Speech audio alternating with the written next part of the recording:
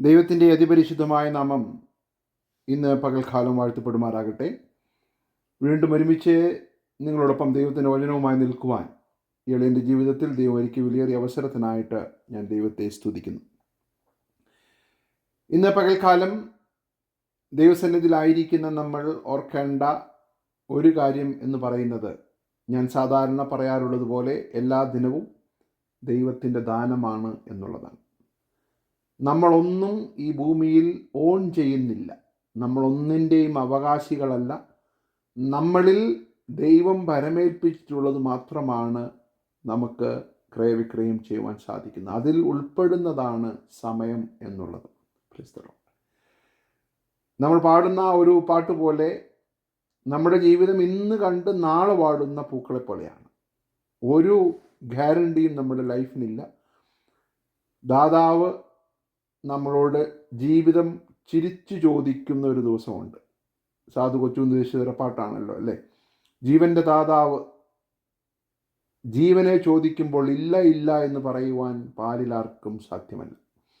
അതുകൊണ്ട് ഓരോ ദിവസവും ഓരോ പ്രഭാതം നമുക്ക് ലഭിക്കുമ്പോഴും ദൈവത്തോട് നമ്മൾ ബാധ്യസ്ഥതയുള്ളവരാണ്. കർത്താവേ, ഇന്നത്തെ ദിവസം നീ എനിക്ക് ദാനം ചെയ്തതിനായി സ്തോത്രം. അങ്ങയുടെ ദൈവരാജ്യ സംബന്ധമായ വിഷയങ്ങളിൽ ഏർപ്പെട്ടുകൊണ്ട് ഇന്നത്തെ ദിവസം കർത്താവിനായി ജീവിപ്പാൻ നീ എന്നെ സഹായിക്കണമേ എന്നുള്ള പ്രാർത്ഥനയോടെ നമ്മൾ ഓരോ ദിവസവും ജീവിക്കുമ്പോൾ നമ്മുടെ ജീവിതം ധന്യമായി തീരും. ജീവിതത്തിൻ്റെ സായാഹ്നത്തിൽ അവസാനത്തിൽ പൗലോസിനെ പോലെ നമുക്കും പറയുവാൻ സാധിക്കും, ഞാൻ നല്ല പോർ പൊരുതു, ഓട്ടം തികച്ചു, വിശ്വാസം കാത്തു, ഇനി നീതിയുടെ കിരീടം എനിക്കായി വച്ചിരിക്കുന്നു. പൗലോസ് അത് പറയുമ്പോൾ വർഷത്തിൽ ഒരിക്കൽ താൻ ചെയ്ത ഓട്ടത്തെക്കുറിച്ചല്ല പൗലോസോട് പറയുന്നത്, അല്ലെങ്കിൽ 10 വർഷത്തിൽ ഒരിക്കൽ ചെയ്ത കാര്യത്തെക്കുറിച്ചല്ല പൗലോസോട് പറയുന്നത്. ദിനം പ്രതി ഞാൻ ഓടിക്കൊണ്ടിരുന്നു, ദിനം പ്രതി ഞാൻ വിശ്വാസം കാത്തുകൊണ്ടിരുന്നു, ദിനം പ്രതി ഞാൻ പോരാടിക്കൊണ്ടിരുന്നു. അങ്ങനെ ദിനം പ്രതി പോരാടിക്കൊണ്ടിരിക്കുന്ന, ദിനം പ്രതി ഓട്ടം ഓടിക്കൊണ്ടിരിക്കുന്ന ഒരു ക്രിസ്തീയ ജീവിത യാത്രയുടെ അവസാനത്തിലെത്തി നിൽക്കുന്ന പൗലോസ് പറയുകയാണ്, ഞാൻ എൻ്റെ ഓട്ടം തികച്ചു. എന്നെ കേൾക്കുന്ന പ്രിയമുള്ള ദൈവമക്കളെ, ക്രിസ്തീയ ജീവിതം ഒരു ഓട്ടമാണ്. അത് പുരോഗതി പ്രാപിക്കേണ്ട, ഓരോ ദിവസവും മുന്നോട്ട് പോകേണ്ടതായ ഒരു ഓട്ടമാണ്. അല്ലാതെ ആണ്ടിലൊരിക്കലോ മാസത്തിലൊരിക്കലോ നമ്മൾ ചെയ്യേണ്ട ഒരു കാര്യമല്ല.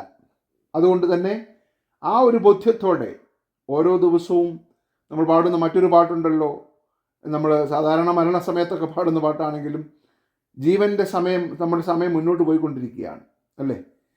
രാത്രിയിൽ നാം ഉറങ്ങുമ്പോഴും സമയം മുന്നോട്ട് പോയിക്കൊണ്ടിരിക്കുകയാണ്. നമ്മുടെ യാത്ര മുന്നോട്ട് തന്നെയാണ് പോയിക്കൊണ്ടിരിക്കുന്നത്. നമ്മൾ മനസ്സിലാക്കുവാനിടയായി തീരണം. ഇന്ന് പകൽക്കാലത്തെ ചിന്തയ്ക്ക് വേണ്ടി സങ്കീർത്തനങ്ങൾ 1-ാം അധ്യായത്തിലേക്ക് ഞങ്ങൾ നിങ്ങളെ ശ്രദ്ധത്തിരിക്കുകയാണ്. നമുക്ക് വളരെ സുപരിചിതമായിരിക്കുന്ന ഒരു സങ്കീർത്തനമാണ് 1-ാം സങ്കീർത്തനം. ഈ 1-ാം സങ്കീർത്തനത്തിൽ സങ്കീർത്തനക്കാരൻ പറയുന്ന ഒരു കാര്യമുണ്ട്. ദുഷ്ടന്മാരുടെ ആലോചന പ്രകാരം നടക്കാതെയും പാപികളുടെ വഴിയിൽ നിൽക്കാതെയും പരിഹാസികളുടെ ഇരിപ്പിടത്തിൽ ഇരിക്കാതെയും യഹോവയുടെ ന്യായപ്രമാണത്തിൽ സന്തോഷിച്ച് അവൻ്റെ ന്യായപ്രമാണത്തെ രാപ്പകൽ ധ്യാനിക്കുന്നവൻ ഭാഗ്യവാൻ. അവൻ ആറ്റരികത്ത് നട്ടിരിക്കുന്നതും തക്കകാലത്ത് ഫലം കായ്ക്കുന്നതും ഇലവാടാത്തതുമായ വൃക്ഷം പോലെ ഇരിക്കും. അവൻ ചെയ്യുന്നതൊക്കെയും സാധിക്കും. ദുഷ്ടന്മാർ അങ്ങനെയല്ല, അവർ കാറ്റുപാറ്റുന്ന പതിർ പോലെ അത്രേ. ആകയാൽ ദുഷ്ടന്മാർ ന്യായവിസ്താരത്തിലും പാപികൾ നീതിമാന്മാരുടെ സഭയിലും നിവർന്നു നിൽക്കുകയില്ല. യഹോവ നീതിമാന്മാരുടെ വഴി അറിയുന്നു, ദുഷ്ടന്മാരുടെ വഴിയോ നാശകരം ആകുന്നു. വളരെയധികം സുപരിചിതമായിട്ടുള്ളതായ ഒരു സങ്കീർത്തനമാണ് നമ്മളിന്ന് മനസ്സിലാക്കുവാനായിട്ട് പോകുന്നത്. ഇത് ദാവീദിൻ്റെ സങ്കീർത്തനമാണെന്ന് പറയപ്പെടുന്നു, പക്ഷേ നമുക്കതിൻ്റെ ശരിയായ ഓഥറെ നമുക്കറിയുന്നില്ല. എന്നാൽ ആരുമായിക്കൊള്ളട്ടെ, ഒരു ദൈവഭക്തൻ എഴുതിയ സങ്കീർത്തനം, പ്രൈസ് ദി ലോർഡ്. ആ സങ്കീർത്തനം തുടങ്ങുന്നത് തന്നെ ദുഷ്ടന്മാരുടെ ആലോചന പ്രകാരം നടക്കാത്ത ഒരു മനുഷ്യനെ കുറിച്ചാണ്. അപ്പോൾ ഈ സങ്കീർത്തനത്തിൽ നിന്നും 4 പ്രധാനപ്പെട്ട വിഷയങ്ങളാണ് ഞാൻ ഇന്ന് പകൽക്കാലം നിങ്ങളോട് പങ്കുവയ്ക്കുവാനായിട്ട് ഞാൻ ആഗ്രഹിക്കുന്നത്. ഒന്നാമതായി, ഒരു നീതിമാന്റെ ജീവിത ശൈലിയെ ഇവിടെ വിസ്തരിച്ചിരിക്കുകയാണ്. ജീവിത ശൈലി, the life style of a riches man. ജീവിത ശൈലി, അപ്പോൾ ജീവിതശൈലിയെ ഈ സങ്കീർത്തനക്കാരൻ വിവരിച്ചു തുടങ്ങുമ്പോൾ പറയുന്ന ഒരു കാര്യം, അവൻ അങ്ങനെയല്ല എന്ന് പറഞ്ഞുകൊണ്ടാണ് തുടങ്ങുന്നത്. അവൻ അങ്ങനെയല്ല എന്ന് പറഞ്ഞുകൊണ്ടാണ് തുടങ്ങുന്നത്. എന്ന് പറഞ്ഞാൽ സാധാരണക്കാരിൽ നിന്നും വ്യത്യസ്തനാണ് ഇവൻ എന്ന് പറഞ്ഞുകൊണ്ടാണ് അവൻ്റെ ജീവിതശൈലിയെ അവിടെ നിർവചിക്കുന്നത്. Price the Lord. അല്ലാതെ ഇവനും ലോകപ്രകാരമുള്ളവരുടെ കൂട്ടത്തിലുള്ളവനും, ലോകപ്രകാരമുള്ളവർ ചെയ്യുന്നതെല്ലാം ചെയ്യുന്നവനും കൂട്ടത്തിൽ ചിലത് ചെയ്യുന്നവനുമല്ല. Price the Lord. ഇവൻ വ്യത്യസ്തനാണ് എന്ന് പറഞ്ഞുകൊണ്ട് തുടങ്ങുന്ന സങ്കീർത്തനത്തിനായി ഞാൻ ദൈവത്തെ സ്തുതിക്കുന്നു. ഹല്ലേലൂയ. അപ്പോൾ നമ്മുടെ ജീവിത ശൈലിയുടെ മുഖമുദ്ര എന്ന് പറയുന്നത് വ്യത്യസ്തതയാണ്. ഹല്ലേലൂയ. അത് നമ്മൾ മനസ്സിലാക്കണം. വ്യത്യസ്തതയാണ് ഒരു ദൈവ പൈതലിൻ്റെ ജീവിത ശൈലിയുടെ മുഖമുദ്ര. തുടങ്ങുന്നത് തന്നെ ദുഷ്ടന്മാരുടെ ആലോചന പ്രകാരം നടക്കാതെയും, എക്സ്ക്ലൂസീവായിട്ട് പറയുകയാണ്, പാപികളുടെ വഴിയിൽ നിൽക്കാതെയും പരിഹാസികളുടെ ഇരിപ്പിടത്തിൽ ഇരിക്കാതെയും ഇരിക്കുന്ന ഒരു ഭക്തന്റെ ജീവിതശൈലി. Price the Lord. അപ്പോൾ അവിടെ നമ്മൾ കാണുന്ന ഒരു കാര്യമുണ്ട്. ഒരു പുരോഗമന രീതിയിലുള്ളതായ ഒരു പ്രക്രിയയാണ് സങ്കീർത്തനക്കാരൻ അവിടെ വിശദീകരിച്ചിരിക്കുന്നത്. ശ്രദ്ധിച്ചേ, ദുഷ്ടന്മാരുടെ ആലോചന പ്രകാരം നടക്കുക. നടക്കുന്ന വ്യക്തി കുറച്ച് കഴിയുമ്പോൾ എന്തോ ചെയ്യും? നിൽക്കാൻ സാധ്യതയുണ്ട്. പാപികളുടെ വഴിയിൽ എന്തു ചെയ്യും? നിൽക്കും. പാപികളുടെ വഴിയിൽ നിന്നുകൊണ്ടിരിക്കുന്ന ഒരു വ്യക്തി കുറച്ച് കഴിയുമ്പോൾ പരിഹാസിയുടെ ഇരിപ്പിടത്തിലിരിക്കും. അപ്പോൾ പാപശൈലിയുടെ ഭാഗമായി മാറിയ ഒരു വ്യക്തി നടക്കുകയും പിന്നീട് നിൽക്കുകയും പിന്നീട് ഇരിക്കുകയും, ഇരിക്കുക എന്നൊക്കെ പറഞ്ഞാൽ എസ്റ്റാബ്ലിഷ്ഡായി മാറുകയാണ്, പാപത്തിലങ്ങ് ഉറച്ചിരിക്കുകയാണ്. അപ്പോൾ പറയുന്നതായ രീതി ശ്രദ്ധിച്ച്, ഒരു ഭക്തന്റെ ജീവിതത്തിൻ്റെ ആരംഭം, ജീവിതശൈലിയുടെ ആരംഭം എന്ന് പറയുന്നത് വ്യത്യസ്തതയിൽ നിന്നാണ്. അവൻ ദുഷ്ടന്മാരുടെ ആലോചന പ്രകാരം നടക്കാത്തവനാണ്. അവൻ പാപികളുടെ വഴിയിൽ ഇരിക്കാത്തവനാണ്. പരിഹാസികളുടെ ഇരിപ്പിടത്തിൽ ഇരിക്കാത്തവനാണ്. പാപികളുടെ വഴിയിൽ നിൽക്കാത്തവനാണ്. എന്ന് പറഞ്ഞാൽ ലോകത്തിലുള്ള ആരോടും മിണ്ടാത്തവൻ എന്നുള്ള അർത്ഥത്തിലല്ല. ഇവിടെ ഒരു സെക്ലൂഷൻ അല്ല കാണിക്കുന്നത്.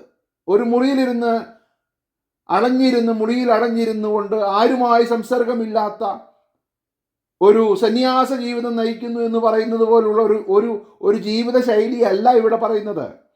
ഇവിടെ പറയുന്നത് ശ്രദ്ധിച്ചേ, വഴിയിലൂടെ നടക്കുമ്പോൾ, പ്രൈസ് ദി ലോർഡ്, ചില സ്ഥലങ്ങളിൽ ഇരിക്കുവാനായിട്ടുള്ള പ്രേരണ വരുമ്പോൾ അത് പാപത്തിൻ്റെ മണമുള്ള സ്ഥലമാണെന്ന് മനസ്സിലാക്കുവാനുള്ള ഒരു ഹൃദയപ്രകാശം അല്ലെങ്കിൽ ഹൃദയദൃഷ്ടി പ്രകാശിച്ചിട്ടുള്ള സെൻസിറ്റിവിറ്റിയുള്ള അവബോധമുള്ള ഒരു ഭക്തന്റെ ജീവിതശൈലി. ഹല്ലേലൂയ. മനസ്സിലാവുന്നുണ്ടോ? അല്ലാതെ മുറിയിൽ വാതിലടച്ചിരിക്കുന്നതായ ഒരു വ്യക്തിയെക്കുറിച്ചല്ല അവിടെ പറയുന്നത്. ലോകപ്രകാരം ജോലിക്ക് പോകുമ്പോഴും സ്കൂളിൽ പോകുമ്പോഴും കോളേജിൽ പോകുമ്പോഴും മറ്റു സ്ഥലകാര്യങ്ങളിൽ ജീവിതം മുന്നോട്ട് നയിക്കുമ്പോഴും പാപത്തിൻ്റെ വഴിയെയും പ്രലോഭനങ്ങളുടെ മണം അടിക്കുമ്പോൾ അതിനെ സെൻസിറ്റിവിറ്റിയോടുകൂടി അതിനെ മനസ്സിലാക്കുവാനായിട്ടുള്ള ഒരു ഹൃദയമുള്ളതായ ഒരു ഭക്തനാണ് യഥാർത്ഥ ഭക്തൻ. ഹല്ലേലൂയ. ആ ജീവിത ശൈലിയുടെ ആധാരം എന്ന് പറയുന്നത് സെൻസിറ്റിവിറ്റിയാണ്. പാപം അടുത്തു വരുമ്പോൾ, കയ്യിനോട് ദൈവം പറഞ്ഞ ഒരു കാര്യം ശ്രദ്ധിക്കണമേ. നമ്മളിതിനെക്കുറിച്ച് പണ്ട് ചിന്തിച്ചിട്ടുണ്ട്. കയ്യിനോട് ദൈവം പറയുന്നു, പാപം വാതിക്കൽ കിടക്കുന്നു. ആരുടെ വാതിക്കൽ? അയൽവാസിയുടെ വാതിക്കലല്ല, കയ്യിന് നിന്റെ വാതിക്കൽ കിടക്കുന്നു. അതിൻ്റെ ആഗ്രഹം ആരോടാകുന്നു? നിങ്ങൾ പിന്നീട് വായിച്ചാൽ മതി. അതിൻ്റെ ആഗ്രഹം നിന്റെ കൂട്ടുകാരനോടാകുന്നു എന്നല്ല, അതിൻ്റെ ആഗ്രഹം നിന്നോടാകുന്നു.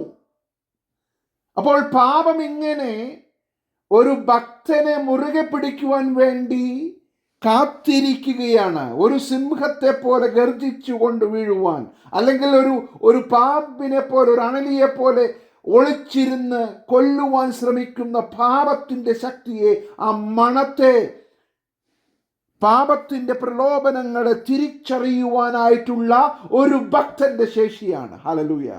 ഒരു സെൻസിറ്റീവായിട്ടുള്ള ഹൃദയം. Price the Lord. സ്പന്ദനശേഷിയുള്ള ഒരു ഹൃദയം, അവബോധമുള്ള ഒരു ഹൃദയം, തിരിച്ചറിവുള്ള ഒരു ഹൃദയം, പാപത്തിൻ്റെ വഴികളെ, ആലോചനയെ തിരിച്ചറിയുവാനായിട്ടുള്ള ഒരു ജീവിത ശൈലി നമുക്ക് വേണം. Praise the lord. ആലോചനയെക്കുറിച്ച് നമുക്കറിയണം, വഴിയെക്കുറിച്ച് അറിയണം, ഇരിപ്പിടത്തെക്കുറിച്ച് അറിയണം.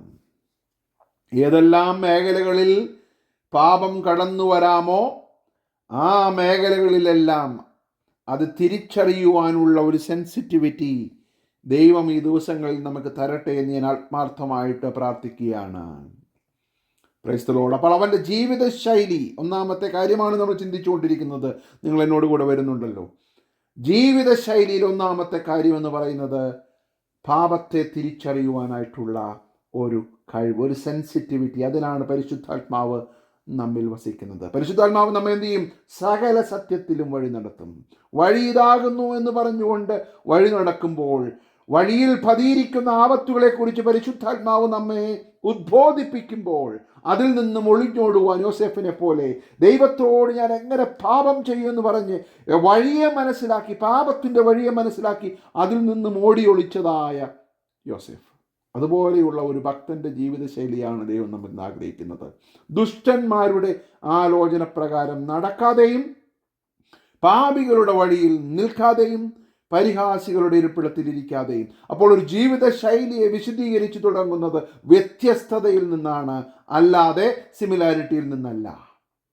അത് നമ്മൾ മനസ്സിലാക്കണം. എന്നാൽ ഇന്ന് നമ്മൾ വളരെയധികം വാട്ടർ ഡൗൺ ചെയ്തുകൊണ്ട്, ഇന്ന് വളരെയധികം ലഘൂകരിച്ചുകൊണ്ട് പറയുകയാണ് ജീവിത ശൈലിയുടെ ആവശ്യമില്ല, നിങ്ങൾക്ക് എങ്ങനെയെങ്കിലും ജീവിക്കാം എന്ന് പറയുന്ന ഒരു കാലഘട്ടത്തിൽ ജീവിക്കുമ്പോൾ നമ്മൾ മനസ്സിലാക്കേണ്ടത് ദൈവം നമ്മെക്കുറിച്ച് ആഗ്രഹിക്കുന്നത്, ദൈവം നമ്മെ വിശുദ്ധീകരണത്തിനായിട്ട് നമ്മെ വിളിച്ചിരിക്കുകയാണ്. ഹല്ലേലൂയ. ദൈവം നമ്മെ വീണ്ടെടുത്തു, ജസ്റ്റിഫൈ ചെയ്തു, നമ്മെ എന്ത് ചെയ്തു? നീതീകരിച്ചു. എന്തിനു വേണ്ടി? ഈ ദുഷ്ടന്മാരുടെ വഴികളെ മനസ്സിലാക്കുവാൻ. ഞാൻ നേരത്തെ പറയുമ്പോൾ നിങ്ങൾ തെറ്റിദ്ധരിക്കരുത്, ലോകത്ത് നിങ്ങൾ വിട്ടുപോകുവാനല്ല, പാപത്തിൻ്റെ വഴികളെ, അവൻ്റെ തന്ത്രങ്ങളെ തിരിച്ചറിയുവാനായിട്ടുള്ള ഒരു ശേഷി. അല്ലേ? സാത്താനോട് എതിർത്ത് നിൽപ്പീൻ, അവൻ്റെ തന്ത്രങ്ങൾ നിങ്ങൾ അറിയാത്തവരല്ലല്ലോ. ആ ഒരു ജീവിത ശൈലിയാണ് നമുക്ക് വേണ്ടത്. എന്നിട്ട് ജീവിതശൈലിയുടെ രണ്ടാമത്തെ ഭാഗമോടെ പറയുകയാണ്, ഒരു ചെയ്യാത്ത കാര്യങ്ങളെക്കുറിച്ച് പറഞ്ഞു തുടങ്ങിയിട്ട്, വ്യത്യസ്തതയെക്കുറിച്ച് പറഞ്ഞു തുടങ്ങിയിട്ട് മറ്റൊരു കാര്യം കൂടി പറയുകയാണ്. ഇത് ചെയ്യാതിരുന്നാൽ മാത്രം പോരാ, എന്തോ കൂടി ചെയ്യണം?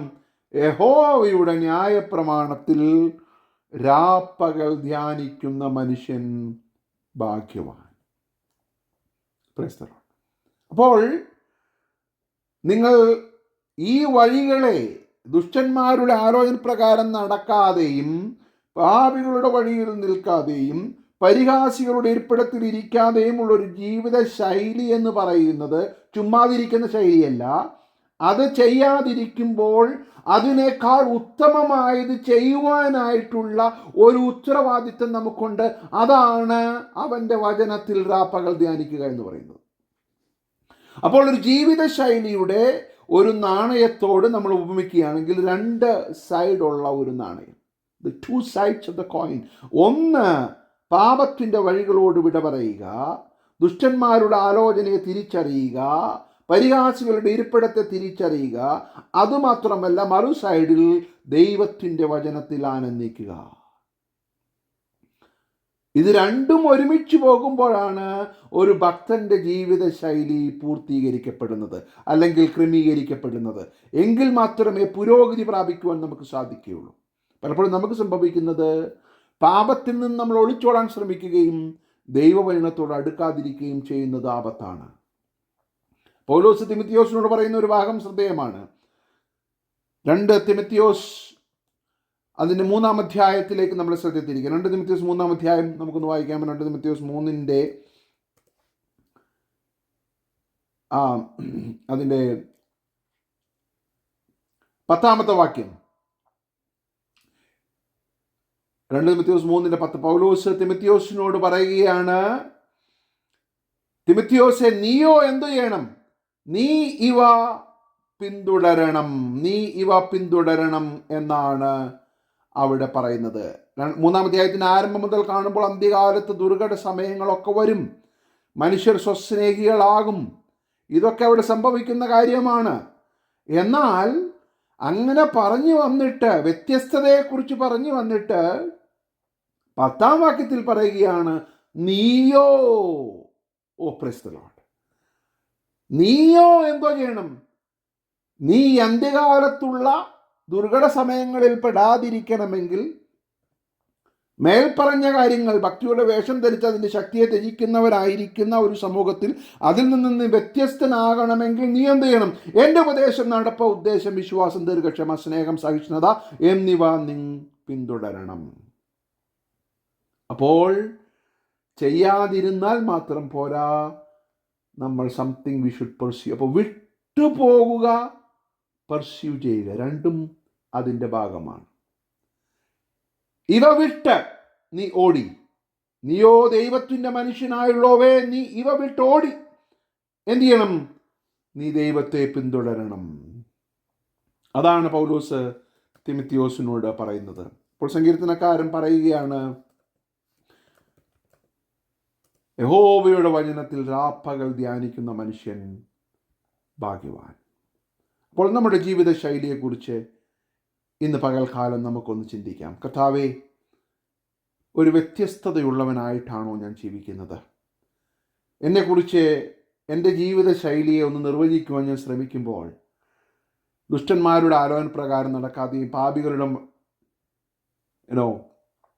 വഴിയിൽ നിൽക്കാതെയും പരിഹാസികളുടെ ഇരിപ്പിടത്തിൽ ഇരിക്കാതെയുമുള്ള ഒരു ജീവിത ശൈലിയിൽ യഹോവയുടെ ന്യായപ്രമാണത്തിൽ സന്തോഷിപ്പാൻ എനിക്ക് സാധിക്കുന്നുണ്ടോ?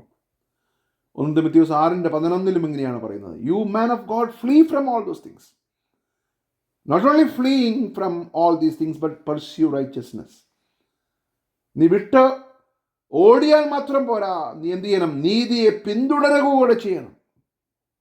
അല്ലെങ്കിൽ നിന്റെ ജീവിതത്തിനൊരു ലക്ഷ്യമില്ലാതെ വരും.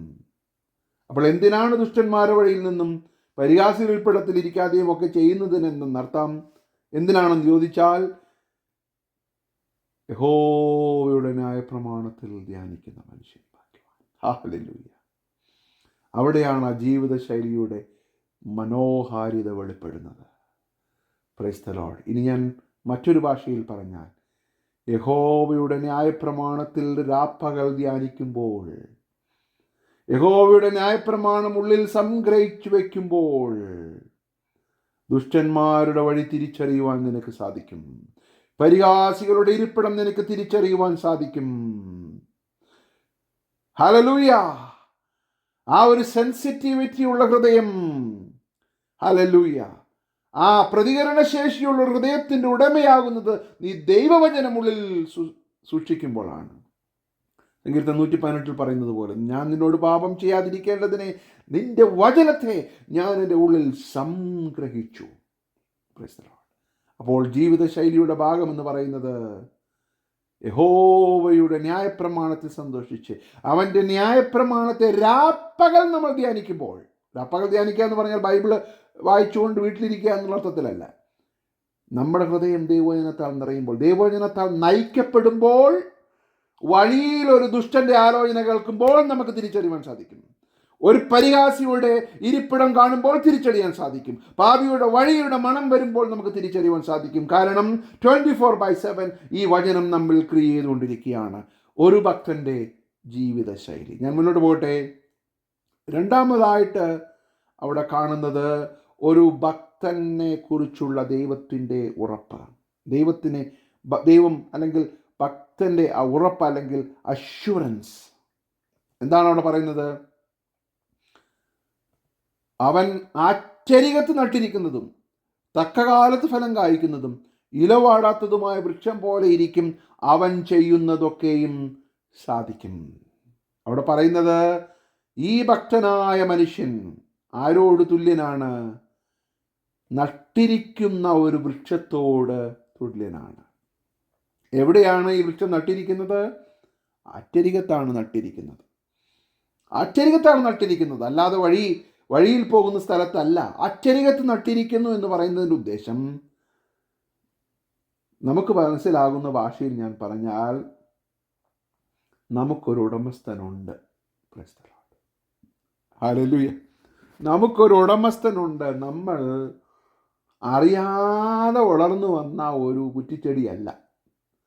നമ്മൾ യജമാനനാൽ നഷ്ടപ്പെട്ട വൃക്ഷമാണ്. Praise the lord. ഇന്ന് പകൽക്കാലം നെഞ്ചത്ത് കൈവച്ചുകൊണ്ട് പറയണം, ഞാൻ എൻ്റെ യജമാനനാൽ നഷ്ടപ്പെട്ടവളാണ്. ഹല്ലേലൂയ. ഞാൻ എൻ്റെ യജമാനനാൽ സൃഷ്ടിക്കപ്പെട്ടവളാണ്. ഞാൻ എൻ്റെ യജമാനനാൽ വീണ്ടെടുക്കപ്പെട്ടവളാണ് എന്നുള്ളൊരു ഉറപ്പ് ദൈവഭക്തന് ഉണ്ടാകണം. ഹല്ലേലൂയ. അത് ആറ്റരികത്താണ് നട്ടിരിക്കുന്നത്. അതിൻ്റെ ഇല വാടാത്തതാണ്.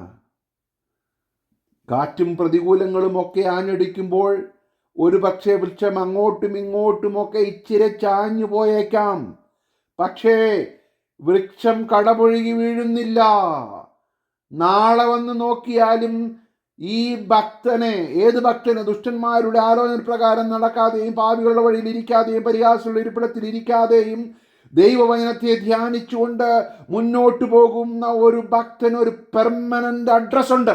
ഹല്ലേലൂയ. ഒരു സ്ഥായി ആയിട്ടുള്ള ഒരു ഭാവം തനിക്കുണ്ട്.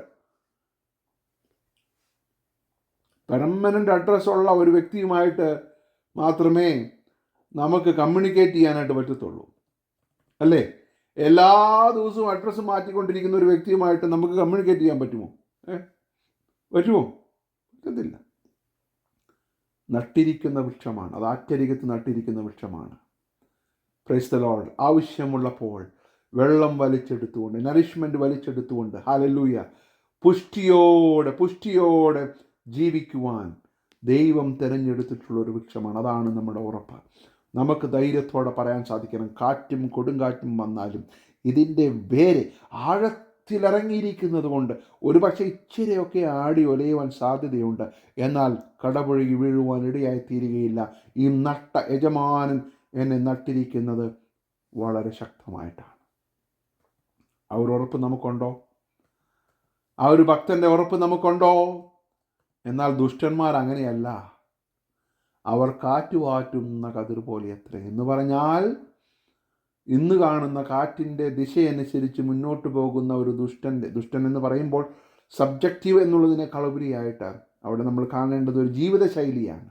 ലോകപ്രകാരമുള്ള ഒരു ജീവിതശൈലിയിൽ ജീവിക്കുന്ന ഒരു വ്യക്തിക്ക് അവൻ്റെ ഡിറക്ഷൻ, അവൻ്റെ ദിശ എന്ന് പറയുന്നത് കാറ്റിൻ്റെ ദിശയനുസരിച്ചാണ്. ഇന്ന് കാറ്റ് വടക്കോട്ടാണെങ്കിൽ പുള്ളി വടക്കോട്ടാണ്, ഇന്ന് കാറ്റ് തെക്കോട്ടാണെങ്കിൽ പുള്ളി തെക്കോട്ടാണ്. എന്നാൽ നീതിമാൻ അങ്ങനെയല്ല. ഇച്ചിരി അങ്ങോട്ടും ഇങ്ങോട്ടൊക്കെ മാറിയാലും, വടക്കോട്ട് കാറ്റടിച്ചാലും തെക്കോട്ട് കാറ്റടിച്ചാലും നീതിമാൻ അവിടെ തന്നെ കാണും. നിങ്ങളൊന്ന് ചിന്തിച്ചു നോക്കിയേ, നമ്മുടെ മേലടിച്ച കൊടുങ്കാറ്റ് ലോകപ്രകാരമുള്ള ആരുടെയെങ്കിലും മേലടിച്ചു കഴിഞ്ഞാൽ ആ വിശ്വാസത്തിൽ ഉറച്ചു നിൽക്കുവാൻ ജീവിക്കുമായിരിക്കാം, ഇല്ല എന്ന് ഞാൻ പറയത്തില്ല. പക്ഷെ ക്രിസ്തുവിലുള്ള വിശ്വാസത്തിൽ അടിയറച്ചുകൊണ്ട് മുന്നോട്ട് പോകുവാൻ ഒരു ഭക്തന് മാത്രമേ സാധിക്കൂ.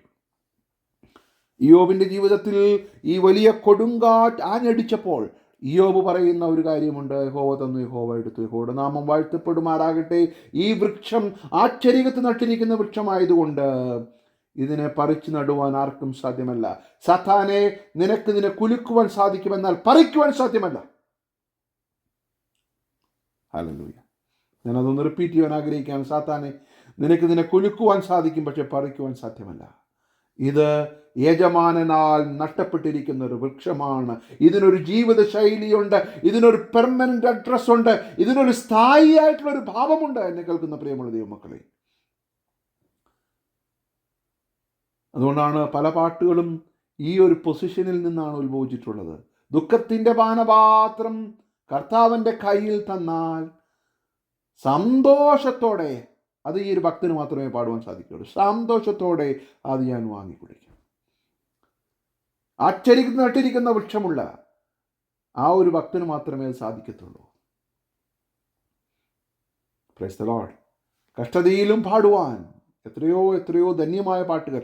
ഇങ്ങനെ സങ്കീർത്തനങ്ങൾ തന്നെ നമ്മൾ വായിച്ചു കഴിഞ്ഞാൽ, ദാവീദിന്റെ സങ്കീർത്തനങ്ങൾ തന്നെ, ഇതെല്ലാം ഉടലെടുത്തിട്ടുള്ളത് ആ സ്ഥായി ആയിട്ടുള്ള ഭാവത്തിൽ നിന്നാണ്. അല്ലാതെ കതിർ പോലെ മുന്നോട്ട് പോകുന്ന ഒരു ഭാവത്തിൽ നിന്നും ഒരു പൊസിഷനിൽ നിന്നും അനുഗ്രഹമുളവായി വരികയില്ല. അതുകൊണ്ട് ഒരു ഭക്തനെക്കുറിച്ചുള്ള ദൈവത്തിൻ്റെ അല്ലെങ്കിൽ നമുക്ക് ദൈവം തന്നിട്ടുള്ള ഉറപ്പാണ് സങ്കീർത്തനത്തിൻ്റെ ഈ 2-ാം ഭാഗത്തിൽ നമ്മൾ കാണുന്നത്. അവൻ ആരാണ് ഈ അവൻ?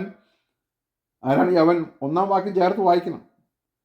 അല്ലെങ്കിൽ നമ്മൾ വിചാരിക്കും ഈ അവൻ എന്നുള്ളതായ പദത്തിലേക്ക് ആരും യോഗ്യനാണെന്ന്. No no no no no no.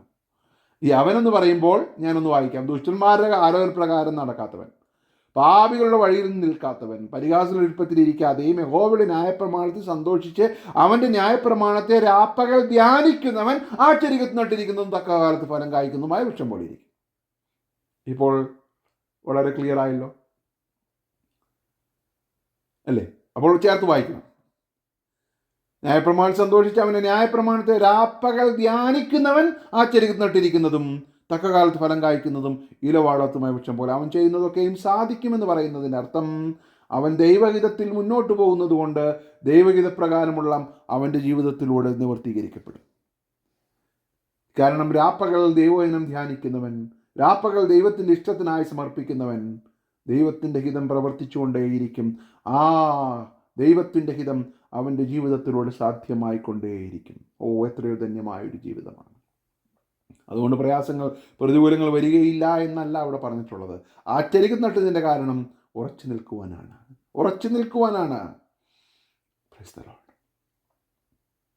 എന്നെ കേൾക്കുന്ന പ്രിയമുള്ള ദൈവമക്കളെ, ആരെങ്കിലും ഭാരത്തോടെ ഇന്ന് പകൽക്കാലമായിരിക്കുന്നെങ്കിൽ നമ്മെ കുലുക്കുവാൻ ശത്രുവിന് ഒരുപക്ഷെ സാധിച്ചേക്കാം. എന്നാൽ നമ്മെ പറിച്ചു കളയുവാൻ അവൻ സാധ്യമല്ല. അത് നിങ്ങൾ മനസ്സിലാക്കണം. നമ്മൾ നട്ടിരിക്കുന്ന വൃക്ഷമാണ്. മുന്നോട്ട് പോകട്ടെ. 3-ാമതായിട്ട് ഒരു ഭക്തൻ്റെ ഉത്തരവാദിത്തം അവിടെ വളരെ വ്യക്തമായിട്ട് പറയുക. എന്തിനു വേണ്ടി? ഇങ്ങനൊരു ജീവിതശൈലിയുള്ളതായ ഒരു ഭക്തൻ, ഇങ്ങനെ ഉറപ്പുള്ളതായ ഒരു ഭക്തനെ കുറിച്ച് ദൈവത്തിന് ഒരു ഉദ്ദേശമുണ്ട്. എന്താണ്? തക്ക കാലത്ത് ഫലം കായ്ക്കണം. ഈ തക്ക കാലത്ത് ഫലം കായ്ക്കുക എന്ന് പറഞ്ഞാൽ ഒരു ദൈവഭക്തനെ ദൈവമാക്കുന്ന സ്ഥലത്ത് ആ സമയത്തിൻ്റെ നീഡനുസരിച്ച് ഒരു ഫലം ഉളവാക്കണം. അതാണ് റെസ്പോണ്ടിങ് ടു ദ നീഡ്. ആ ഒരു കാലയളവിൽ ശ്രദ്ധിച്ചേ, ഈ ഒരു വൃക്ഷത്തിൽ നിന്നും ഫലം പുറപ്പെടുവിക്കുവാൻ ആഗ്രഹിക്കുന്ന ഒരു സമൂഹമുണ്ട്. ഈ വൃക്ഷത്തിൻ്റെ താഴെ വന്നുകൊണ്ട് ഞങ്ങൾക്ക് ഫലം തരൂ എന്ന് പറയുന്ന ഒരു ലോകം നമുക്ക് വേണ്ടിയുണ്ട്. നിങ്ങൾ ലോകത്തിൻ്റെ വെളിച്ചമാകുന്നു, നിങ്ങൾ ഭൂമിയോടൊപ്പാകുന്നു. നമ്മിലേക്ക് ഫലം നോക്കി നിൽക്കുന്ന ഒരു കൂട്ടർ ആളുകളുണ്ട് എന്നെ ദൈവമക്കളെ. നമ്മൾ കഷ്ടതയുള്ള പ്രയാസത്തിലൂടെയൊക്കെ പോകുമ്പോൾ നമുക്ക് ലഭിച്ച ആശ്വാസത്താൽ മറ്റുള്ളവരെ ആശ്വസിപ്പിക്കുവാൻ ദൈവം നമ്മെക്കുറിച്ച് ആഗ്രഹിക്കുക. അവിടെയാണ് തക്ക കാലത്ത് ഫലം കായ്ക്കുന്നത്, അല്ലാതെ 6 വർഷം കഴിഞ്ഞല്ല. തക്ക കാലത്ത്, അതത് സമയങ്ങളിൽ.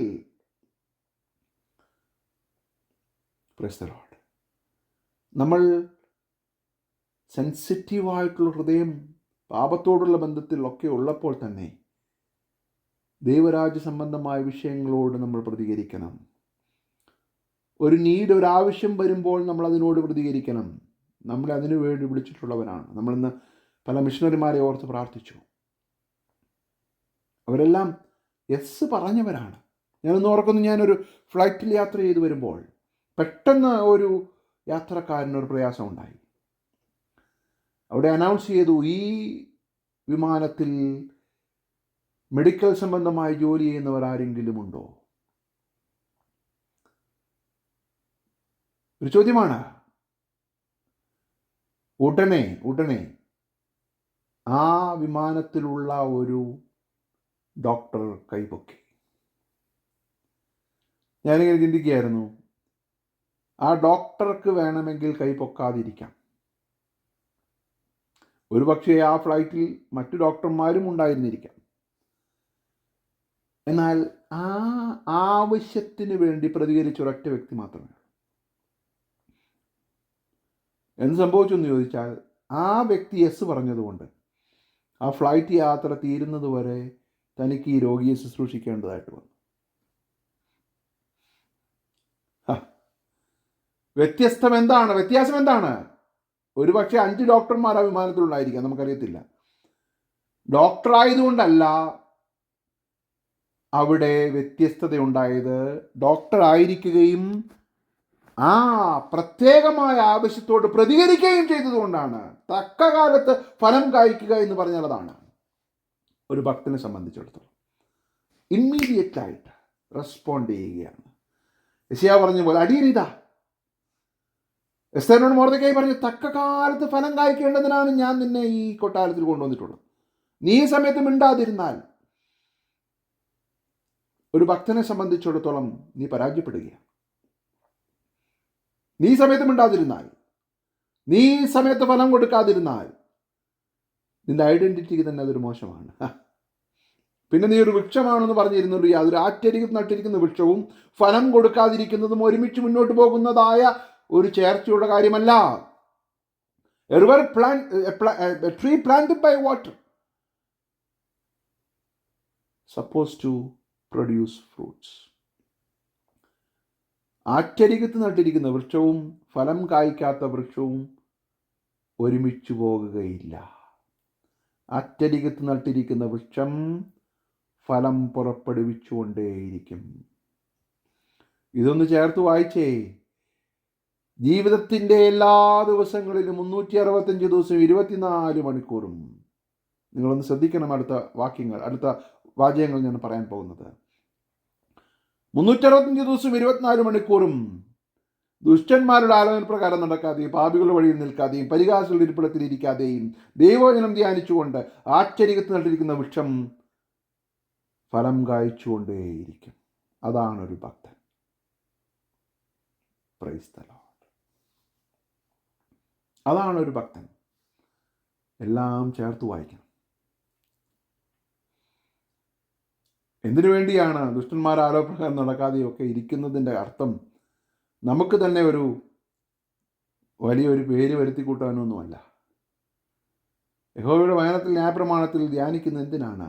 ഒരു ജീവിതശൈലിയുടെ ഭാഗമായി നമ്മൾ മാറുമ്പോൾ അതിൻ്റെ ഉത്തരവാദിത്വം. എന്തിനാണ് ദൈവം നമ്മെ നട്ടത്? നമ്മളൊരു ഉപമ കണ്ടിട്ടുണ്ടല്ലോ, അതിനെക്കുറിച്ച് നമ്മൾ ഒരിക്കൽ ചിന്തിച്ചിട്ടുണ്ട്. ഫലം തേടുന്ന ഒരു ഉടമസ്ഥൻ. 3 വർഷം കഴിഞ്ഞു, വെട്ടിക്കളയട്ടെ എന്ന് ഉടമസ്ഥൻ ചോദിച്ചു. അപ്പോൾ തോട്ടക്കാരൻ പറഞ്ഞു, 1 വർഷം കൂടെ. നമ്മളതിനെക്കുറിച്ച് ഒരു പ്രാവശ്യം വിശദമായിട്ട് ചിന്തിച്ചതാണ്. 4-ാം വർഷത്തിലാണോ നമ്മൾ എന്നുള്ളൊരു ചോദ്യം നമ്മൾ ചിന്തിക്കേണ്ടതായിട്ടുണ്ട്. ഉടമസ്ഥൻ, യജമാനൻ പറയുകയാണ്, തോട്ടക്കാരൻ 1 വർഷം കൂടെ, 1 വർഷം കൂടെ, 1 വർഷം കൂടെ, 1 വർഷം കൂടെ. ഓ, ആ ഉടമസ്ഥൻ്റെ ഹൃദയം. നമ്മൾ എന്തെങ്കിലും ഫലം നോക്കിക്കൊണ്ടിരിക്കുകയാണ്. ഞാൻ അവസാനിപ്പിക്കാൻ പോകുകയാണ്. 4-ാമതായി ഡെസ്റ്റിനി ഓഫ് ദ റൈച്ചസ്. ഒരു നീതിമാൻ്റെ അവസാനം എങ്ങനെയാണ് അല്ലേ? ആകയാൽ ദുഷ്ടന്മാർ ന്യായവിസ്താരത്തിലും പാപികൾ നീതിമാന്മാരുടെ സഭയിൽ നിവർന്നു നിൽക്കുകയില്ല. യഹോവ നീതിമാന്മാരുടെ വഴി അറിയുന്നു, ദുഷ്ടന്മാരുടെ വഴിയോ നാശകരമാകുന്നു. നീതിമാൻ ന്യായവിസ്താരത്തിൽ ഉറച്ചു നിൽക്കും. അവനൊരു പ്രതിഫലമുണ്ട്. ദൈവത്തിൻ്റെ മഹത്വത്തിലേക്ക് അവൻ പ്രവേശിക്കും. ഹല്ലേലൂയ. ദുഷ്ടന്മാർക്ക് പറ്റത്തില്ല. അവർക്ക് നേർന്നു നിൽക്കാൻ പറ്റത്തില്ല. അവർക്കൊരു കോൺഫിഡൻസ് ഇല്ല. യഹോവ നീതിമാന്മാരുടെ വഴി അറിയുന്നു. ആ വഴി ചെന്ന് ചേരുന്നത് നിത്യതയിലാണ്. ആ വഴി, ഇന്നത്തെ നമ്മുടെ വഴി ദൈവത്തിനറിയാമെങ്കിൽ, ദുഷ്ടന്മാരുടെ ആലോചന പ്രകാരം നടക്കാതെയുള്ള ഒരു വഴി, പാപികളുടെ ഇരിപ്പിടത്തിൽ പാപികളുടെ വഴിയിൽ നിൽക്കാതെയുള്ളതായ ഒരു വഴി. അവിടെ വഴി എന്ന് പറയുന്ന ജീവിതശൈലിയാണ്. പരിഹാസികളുടെ ഇരിപ്പിടത്തിൽ ഇരിക്കാത്ത ഒരു ജീവിതശൈലി ദൈവത്തിനറിയാം. Praise the lord. യഹോവ നീതിമാന്മാരുടെ വഴി അറിയുന്നു. കാരണം അവൻ ന്യായപ്രമാണം ധ്യാനിച്ചുകൊണ്ട് മുന്നോട്ട് പോകുന്നു. ആശ്ചര്യത്തിൽ നട്ടിരിക്കുന്ന വൃക്ഷം തക്ക കാലത്ത് ഫലം കായ്ച്ചുകൊണ്ട് മുന്നോട്ട് പോകുന്നൊരു ഭക്തൻ. ഭക്തൻ്റെ ഒരു ജീവിതശൈലി. ആ ജീവിതശൈലിക്ക് ഒരു ഉറപ്പുണ്ട്. ആ ഉറപ്പിനൊരു ഉത്തരവാദിത്വമുണ്ട്. അങ്ങനെ ഉത്തരവാദിത്തോടെ ജീവിക്കുമ്പോൾ നമുക്ക് ഒരു ഡെസ്റ്റിനി ഉണ്ട്. നമുക്കൊരു ലക്ഷ്യമുണ്ട്, നമുക്കൊരു അവസാനമുണ്ട്, നമുക്കൊരു ശ്രേഷ്ഠമായ ഒരു തേജസ്കരണമുണ്ട്, നമുക്കൊരു ശ്രേഷ്ഠമായ ഒരു അന്ത്യമുണ്ട്. അല്ലാതെ നമ്മൾ ഈ മുഷ്ടി ചുരുട്ടിയൊന്നുമല്ല, നമ്മൾ വായുവിനെ നോക്കിയൊന്നുമല്ല യാത്ര ചെയ്യുന്നത്. നമ്മളൊന്നും അറിയാത്തവരെ പോലെയല്ല പോകുന്നത്. നമ്മൾ ലക്ഷ്യമറിഞ്ഞുകൊണ്ട് തന്നെ പൗലോസിനെ പോലെ നമുക്ക് പറയാൻ സാധിക്കും, ഞാൻ നല്ല പോലെ പൊരുതു, ഓട്ടം തികച്ചു, വിശ്വാസം കാത്തു. ഇനി നീതിയുടെ കിരീടം ഒരു ഭക്തൻ്റെ ജീവിതശൈലി. കർത്താവായ യേശുക്രിസ്തുവിൻ്റെ രക്തത്താൽ കഴുകപ്പെട്ട് നമ്മുടെ കഴിവുകൊണ്ടൊന്നുമല്ല, ദൈവം നമ്മെ നടത്തുന്നതാണ്. പക്ഷേ are you in the path of that righteousness? ആ ഒരു ജീവിതശൈലിക്ക് ഉടമയായിക്കൊണ്ട്, യഹോവയുടെ ന്യായപ്രമാണത്തെ ധ്യാനിച്ചുകൊണ്ട്, തക്ക കാലത്ത് ഫലം കായ്ച്ചുകൊണ്ട്, ഉറപ്പുള്ളവരായി നിത്യതയിലേക്കുള്ള യാത്രയിൽ നമുക്ക് മുന്നേറാം. ഈ വചനങ്ങളാൽ ദൈവം നമ്മെ ധാരാളമായിട്ട് അനുഗ്രഹിക്കുമാറാകട്ടെ.